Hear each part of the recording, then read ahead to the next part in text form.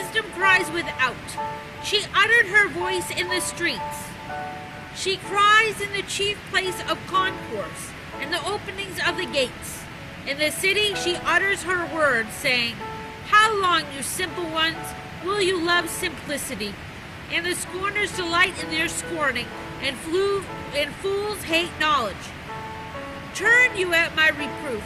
Behold, I will pour out my spirit unto you. I will make known my words unto you. Because I have called, and you refused, I have stretched out my hand, and no man regarded.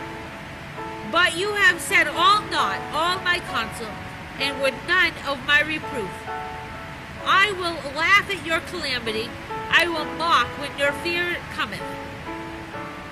When your fear cometh as desolation, and your destruction comes as a whirlwind, when distress and anguish comes upon you, then shall they call upon me, but I will not answer.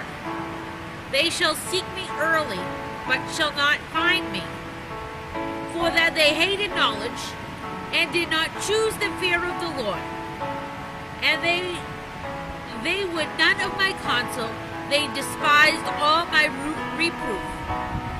Therefore shall they eat of the fruit of their own way, and be filled with their own devices.